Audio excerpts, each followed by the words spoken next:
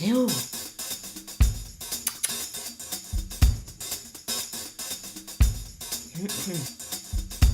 Voilà.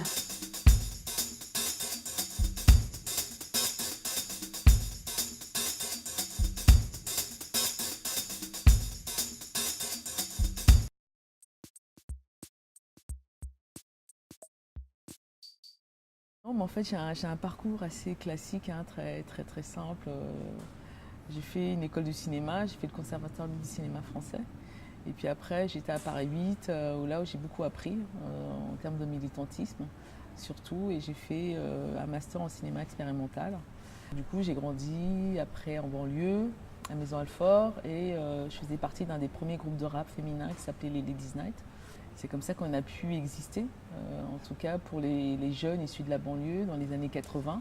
Et quand le hip-hop est arrivé des États-Unis pour nous, c'était vraiment une bouffée d'air dans le sens où c'était un mouvement d'émancipation pour nous. C'est-à-dire qu'on pouvait vraiment, là pour le coup, exister, pouvoir crier en fait qu'on était là, à la société française, par le biais de l'art. Mais en même temps, quand on a en tout cas épousé ce mouvement, on s'est rendu compte qu'à l'intérieur de ce mouvement, il y a un mouvement très machiste, que c'était très difficile en fait pour les femmes de pouvoir s'intégrer.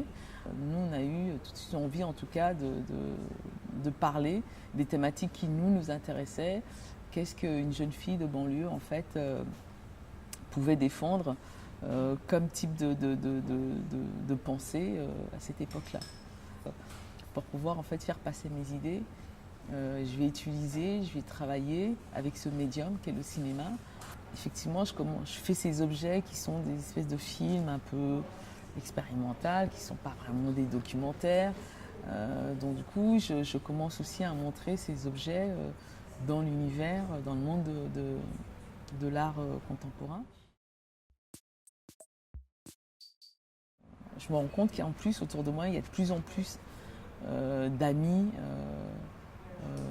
artistes issus de l'immigration qui créent. Il y a une émulation en Afrique, il y a de plus en plus une créativité juste incroyable. Et dans les magazines d'art en France, dans les revues d'art, ils sont inexistants, ils sont nulle part. Dans les institutions muséales, ils sont nulle part. Donc du coup, je décide en fait de mettre en place en fait cette revue Africada, qui pour nous, en tout cas, est vraiment aussi un acte politique.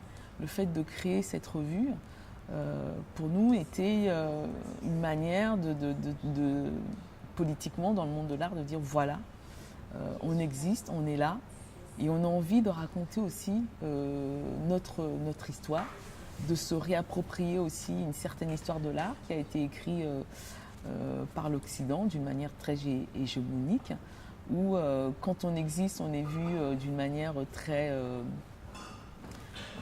avec beaucoup de préjugés et toujours d'une manière, ce rapport de dominant-dominé est toujours là, ce rapport de regarder l'autre, l'indigène, l'indigénat, etc. L'art premier, mais en même temps l'art primitif, tous ces noms, comment on nous qualifie, etc.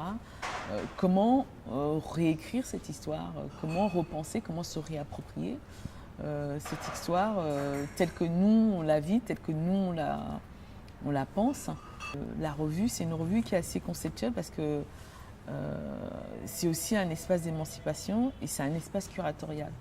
Donc on s'est dit, voilà, on va mettre en place un concept qu'on appelle l'acte éditorial live, où à chaque numéro, on expose le contenu de la revue dans un espace d'art, qui était aussi une manière pour nous de repenser les revues au XXIe siècle. Du coup, on est nomade. Le collectif, en fait, on n'a pas de lieu d'expérimentation, on n'a pas d'espace pour pouvoir en fait produire, créer, parce que c'est difficile pour des collectifs racisés de pouvoir avoir des espaces. Moi, je trouve que les institutions ne sont pas les seules à montrer, et la manière même dont ils montrent les choses, ils le montrent d'une manière maladroite, toujours. Nous, longtemps, on a essayé de faire des choses avec les institutions, de dialoguer avec les institutions. On est toujours ouvert pour dialoguer avec les institutions parce que c'est important de continuer à instaurer un dialogue, etc. Mais en tout cas, pour ma part, moi, j'ai remarqué que ce n'est pas là où ça se passe. Pour moi, les institutions sont obsolètes et que là où ça se passe, c'est la périphérique. La périphérique, pour moi, c'est le centre d'aujourd'hui. C'est là où ça se passe. C'est l'innovation. C'est là où on repense des nouvelles manières de théoriser sur l'art. C'est là où on montre les nouvelles pratiques artistiques. Des espaces, pour moi, comme la colonie, pour moi, c'est des espaces comme une forme d'espace de laboratoire expérimental où on propose, en résonance avec les questions sociétales, comment nous, en étant un espace d'art, on peut répondre face aux urgences sociétales. Et je pense que l'art, pour moi, doit jouer un rôle d'émancipateur.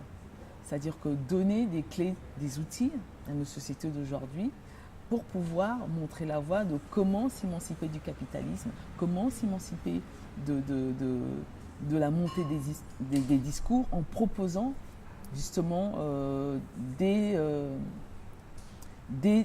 pensées, des pratiques artistiques où on produit du commun. Et la difficulté aujourd'hui, en fait, dans nos sociétés, que ce soit en politique, en art, etc., c'est comment produire du commun pour le vivre ensemble. Et je trouve que, par exemple, les institutions ne font pas ce travail-là. Face à tout ça, comment on fait pour reconstruire ensemble des formes de narration? C'est-à-dire que moi, ce qui manque, en fait, c'est une histoire commune. Il y a des histoires qui existent.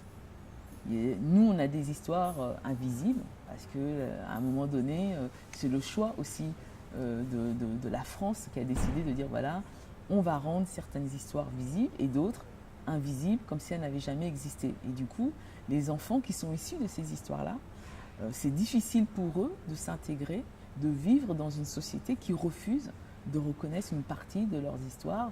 Et en fait, c'est ce qu'on expérimente ici à la colonie. On n'est pas juste dans une production intellectuelle, on est dans le faire. Le faire, c'est important.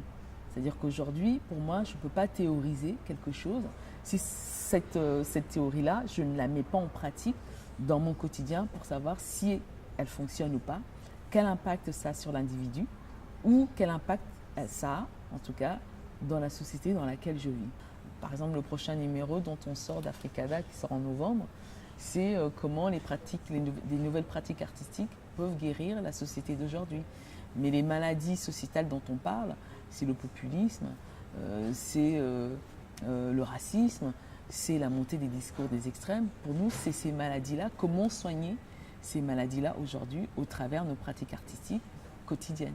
De toute façon, à chaque fois qu'il y a toujours eu la montée des extrêmes, c'est la culture qui en pâtit. C'est les femmes qui en pâtissent, etc. Et pour pouvoir résister, il faut qu'on se mutualise, il faut qu'on mutualise nos forces.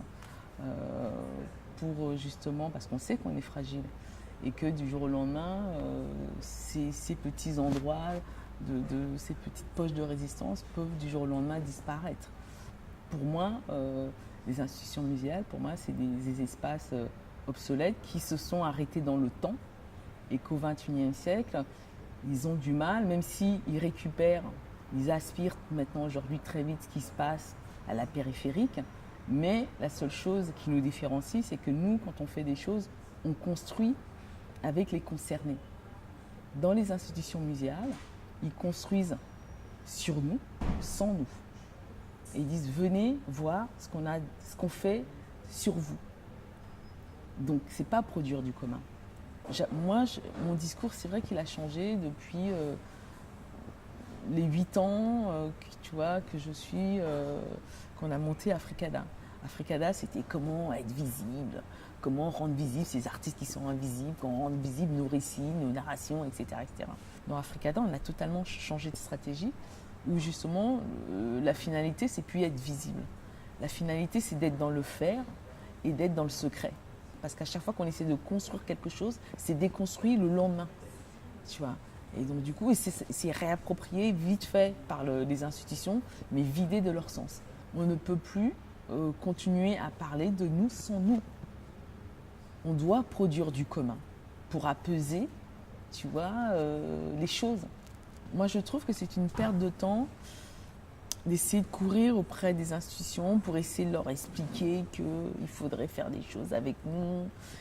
Non, pour moi, aujourd'hui, en tout cas, moi, j'ai plus le temps pour ça. Ce qui m'intéresse aujourd'hui, c'est des questions de transmission. Comment on forme aujourd'hui des gens qui vont travailler dans le monde de l'art. Le public d'aujourd'hui a besoin de se nourrir autrement et attend autre chose que juste un centre d'art soit juste un white cube avec des natures mortes exposées, etc. En tout cas, moi, je vois le public qui vient ici à la colonie, il a envie de participer à la production. Il dit, voilà, moi, ça c'est mon expérience et j'ai envie de le partager avec vous. Je n'ai pas juste envie d'être un consommateur de récits, un consommateur d'expériences. Pourquoi est-ce que le centre d'art n'aurait pas aussi une mission politique ?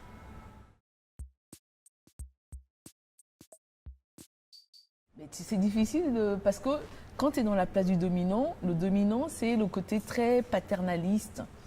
Non mais t'inquiète, je vais me battre pour toi, je vais parler pour toi. Mais l'autre aussi, il a envie de s'exprimer. L'autre aussi, il a envie de dire des choses parce qu'il le vit intérieurement. Et la manière dont il le vit différemment de toi. Donc c'est important que tous les deux, vous puissiez juste, ne serait-ce que dire un mot chacun. Le thème de voix n'est pas le même.